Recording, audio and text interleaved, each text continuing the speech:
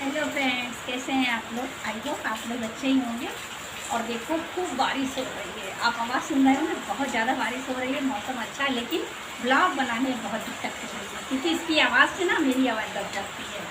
फिर भी पता है फ्रेंड्स, हरदम लंबा धागा, लंबा धागा, लंबा धागा और लंबी जबान, जबान को समेट कर रखना चाहिए और धागे को लपेट कर रखना चाहिए, क्योंकि जे हमने संभाल ली, ये दोनों चीज़ें हमने संभाल ली। माना जबान समेट के रख ली और धागा लपेट के रख दिया, कभी भी ये उलझेगा नहीं। ना धागा उलझेगा और ना ये जबान किसी जबान से उलझेगी। इसलिए ज़रूरी है कि हर चीज़ को लपेट के समेट के रखी जाए। सफल कैसे बनते हैं लोग?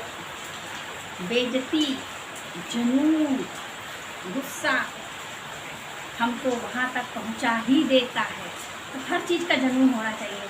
आप इस समय यूट्यूब में देखिए, सबको जुनून सवार है, सबको हर चीज़ का, मतलब सब लोगों को जुनून सवार है। मतलब देखो कितनी मेहनत से सब लोग आगे कर रहे हैं। ऐसे ही हर चीज़ का जुनून होना चाहिए। एक औरत को जितना अपमान ससुराल में सहना पड़ता है, कभी ना मिले उसको अपमान, उसको कभी ना सहना पड़े। और जो पत्नी है, बहू है, जो भी ससुराल में अपमान सहती, पता है किस लिए? पति के कारण सहती है। अगर उसका पति चाहे तो उसको कभी कोई अपमानित कर ही नहीं सकता। वो रानी बनकर ससुराल में तभी रहती जब उसका पति चाहता है। जब तक वो नहीं चाहेगा तो ना हक मिलेगा, ना बहू का दर्जा मिलेगा। ये बहुत ज़रूरी है कि अगर शादी की जाए तो निभाया भी जाए। पता है, अगर पति खुद साथ देने लगे तो तलाक तक की नौबत ही ना है। किसी की मजाल कि पति पत्नी को दोनों को अलग करा दे, कोई नहीं करा सकता। नहीं, कितनी जिंदगियां बर्बाद हो जाती। तो ज़रूरी है हम अपनी पत्नी को खुद देखें, समझें, तब कोई फैसला लें। ऐसे ही नहीं तुरंत तलाक के लिए पहुंच गए। छोटी छोटी लड़ाइयाँ ही बड़ी बन जाती हैं। तो हम चाहें तो बड़ी लड़ाइयों को भी ख़त्म कर सकते हैं, लेकिन हम ख़त्म करना चाहें तब, क्योंकि हम तो करना ही नहीं चाहते, हम तो दोनों को अलग करना चाहते हैं। तो कैसे होगा? उसका एक एक आंसू, बेटी, किसी की बेटी का एक एक आंसू तुमको कोसता है, फिर वो तुम्हारे बच्चों से भी निकलेगा और निकलता है। बस थोड़ा समय लगता है, थोड़ा समय लगता है। इसलिए नेक कोई एक दो कर्म कर ले रे, अजी थोड़ा थोड़ा प्रभु का भजन कर ले। कोई भी बहू अपने आप बुरी नहीं बन जाती है। छोटी छोटी गलतियां तो सबसे होती ही रहती है। छोटी छोटी गलती होती रहती हैं तो लोग उनके मायके वालों को ताने देते हैं, पड़ोसियों से चुगली करते हैं, घर कोई आता तो उससे बताते हैं, तो सुनने में खराब लगता है। आजकल हर लड़की पढ़ी लिखी है, तो उस हिसाब से हमको भी बनना चाहिए।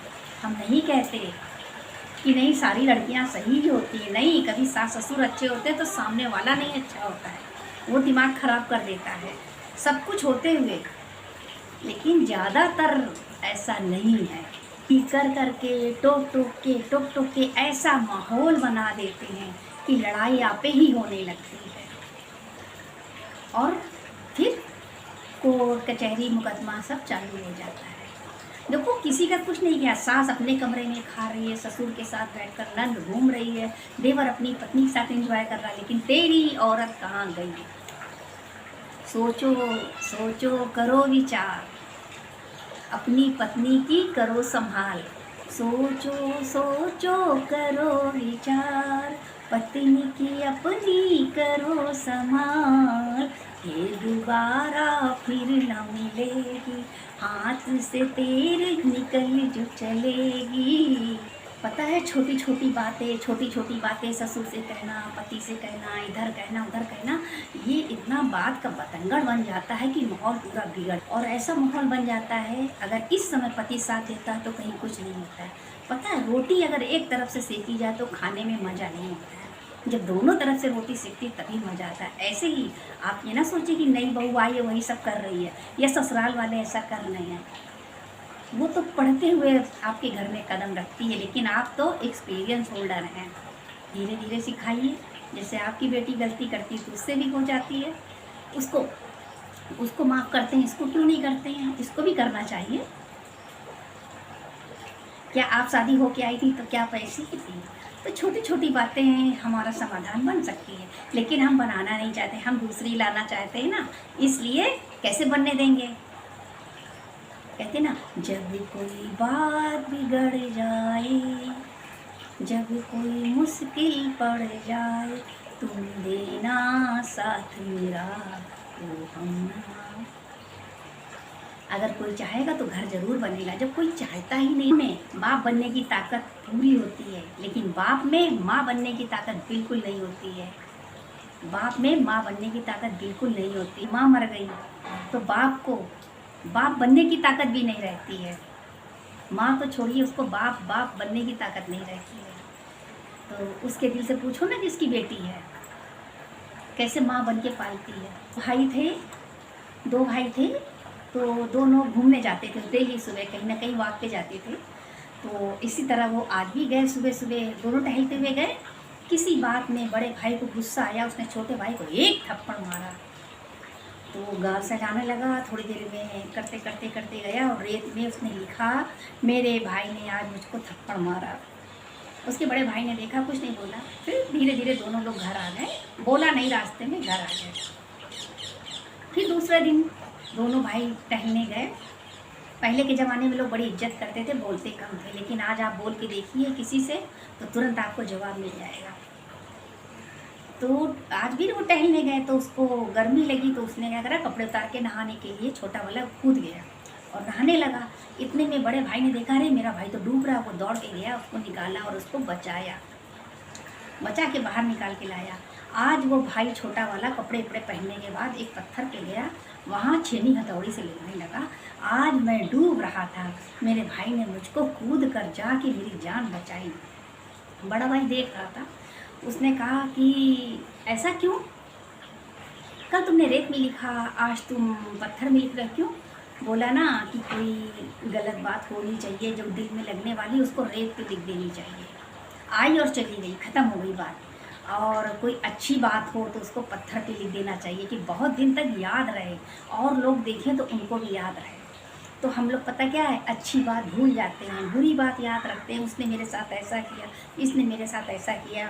यही हम कहना चाहते हैं कि मेरी बहू ने ऐसा किया, मेरी बेटे ने ऐसा किया। हाँ किया, लेकिन आप समझदार हैं, आप घर को बना सकती हैं और अपने बेटे बहू को फिर से ही कर सकती हैं। लेकिन ऐसा बहुत कम कोई करता है, नहीं करता है। नहीं, कहते ना कि अब नहीं हो सकता कुछ, बहुत कुछ हो सकता है, लेकिन अगर आप चाहें तो। लेकिन आप चाहते ही नहीं तो क्या होगा? और वैसे भी जोड़ियाँ ऊपर से बन के आती हैं। अगर उसने जोड़ी लिख रखी है तो आप क्या कर सकते हैं? कुछ नहीं कर सकते, आप कुछ भी नहीं कर सकते हैं। केवल आपने अपना दिमाग चलाया और घर को। और वैसे भी नहीं, और वैसे भी मुर्दों से क्या मांगना, ये तो खुद ही मरे हुए हैं, ये खुद ही मरे हुए हैं।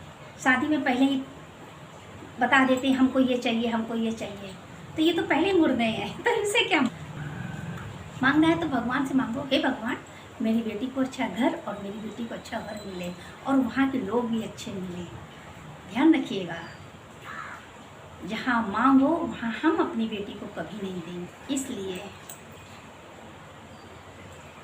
वाणी तो बहुत बड़ी है, पूरा दिन गुजर जाएगा, ख़त्म नहीं होगी। तो मैं अनीता सन आप लोगों से क्षमा मांगती हूँ, पूरा हुआ नहीं है। और मैं अनीता सन आपसे हरिओम करती हूँ। टाइम हो गया है और मैं चलती हूँ। अगर आपको अच्छा लगा हो तो बताइएगा। वैसे मुझे मालूम है कि कोई पूरा नहीं देखता है, मैं ज़्यादातर हर वाणी में बोलती हूँ, कोई पूरा नहीं देखता है। देखने वाले की चमक चेहरे की अलग होती है। हरिओम, सबको हरिओम। और लास्ट में चलते चलते मैं उन बेटियों के लिए छोटी सी लाइन बोलूँगी, मुझे याद आ गई। गुरुवर की दुआएं लेती जा, जा तुझको सुखी संसार मिले। भगवान करे हमारे भारत की, हमारे संसार की, हमारे पूरे वर्ल्ड की बेटियां भगवान बहुत खुश रहें। बस मैं अनीता सब भगवान से यही प्रार्थना करती हूँ। और किसी का दुख मेरे से नहीं देखा जाता, फिर अपने दुख की क्या बात करूँ, ऊपर वाला जानता है।